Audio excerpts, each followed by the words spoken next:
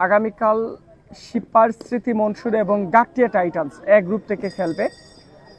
এছাড়া C group থেকে আগামী 25 তারিখ খেলবে ফ্রেন্ডশিপ ফ্যালকন বনাম সোনার বাংলা যুব সংঘ। কাউসার নিয়াজি 3 বলে 7 রান করে আউট হয়েছেন। আরো একটা বিশাল ছক্কা ব্যাটসম্যান লিমনের ব্যাট থেকে, চমৎকার আরেকটি 6। তাজুল ইসলাম প্রস্তুত, আবারও তুলেছেন লং অফের উপর দিয়ে, আরো 6টি রান দলীয় সংগ্রহশালায় যুক্ত হয়ে গেল তাজুল ইসলাম লিমনের ব্যাট থেকে। পীর আবেদিন ব্যাটাতে তাজুল ইসলাম লিমন প্রস্তুত, আবারও খেলেছেন লং অফের উপর দিয়ে, আরো 6টি রান দলীয় সংগ্রহশালায় যুক্ত হয়েছে। ওভারে 3য় বল, লং অফ অঞ্চল দিয়ে আরেকটি শয়ের দেখা পেল জংশন ফোর্স লিমন আহমেদের ব্যাট থেকে।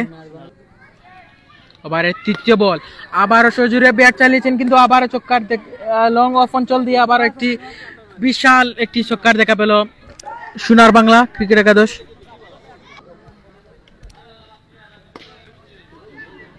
আবারও ব্যাট চালিয়েছেন কিন্তু এবারে লং অফ অঞ্চল দিয়ে আরেকটি বিশাল ছক্কার দেখা পেল। ব্যাটার অবশ্যই ম্যাচের টার্নিং পয়েন্টে এই পার্টনারশিপ ব্রেক করতে হবে। সপারে চালিয়েছেন লঙ্গনের উপর দিয়ে এবং অর্ধশত রান পূর্ণ করলেন লিমন, তাজুল ইসলাম লিমন। প্রথম ম্যাচে সেঞ্চুরি এবং এই ম্যাচে হাফ সেঞ্চুরি তুলে নিলেন উদীয়মান এই batter. Congratulation Limon, congratulation from কুলাউড়ার ক্রিয়াঙ্গন পরিবার। কুলাউড়া উপজেলার দক্ষিণ লংলার একজন তারকা ফুটবলার কেরামত আলী, ওনাকে ধন্যবাদ জানাচ্ছি। চমৎকার একটা ওভার বাউন্ডারি, এবার হাঁটু গেয়ে তাজুল ইসলাম লিমনের ব্যাট থেকে 6টি রান যুক্ত হয়েছে দলীয় রানের খাতায় লং অফের উপর দিয়ে। রত্ন বামহাতি এই বোলার, চমৎকার বল ডিফেন্স করেছেন লং অফের উপর দিয়ে এবং বাউন্ডারি। দর্শকের গায়ে লেগে বল সীমানার বাইরে। প্রয়োজন 28টি রান, স্লট এবং লং অফের উপর দিয়ে চমৎকার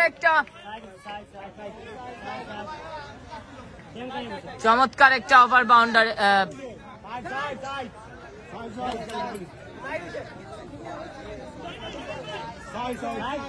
আছে দলীয় রানের খাতায়।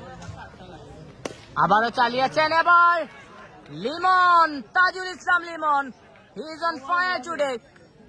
ব্যাক টু ব্যাক সেঞ্চুরি কি আমরা পেয়ে যাব আজকে তার ব্যাট থেকে। 82 রানে পৌঁছে গিয়েছেন ইতিমধ্যে তিনি। ফেলা অনেকটা কঠিন হয়ে যাবে। লেগ স্টাম্পের বাইরে ফ্লিক করেছেন ডিপ স্কয়ার লেগের উপর দিয়ে, চমৎকার একটা ওভার বাউন্ডারি।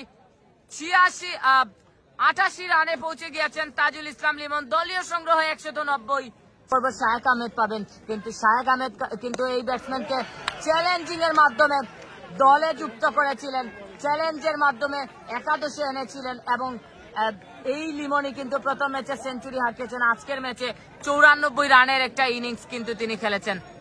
ওভারের পরবর্তী বল ডেলিভারি করবেন, আবারও চালিয়েছেন এবার চমৎকার এবং century, back to back century আদায় করে নিয়েছেন তাজুল ইসলাম লিমন। অভিনন্দন জানাচ্ছি উদীয়মান এই স্টারকে।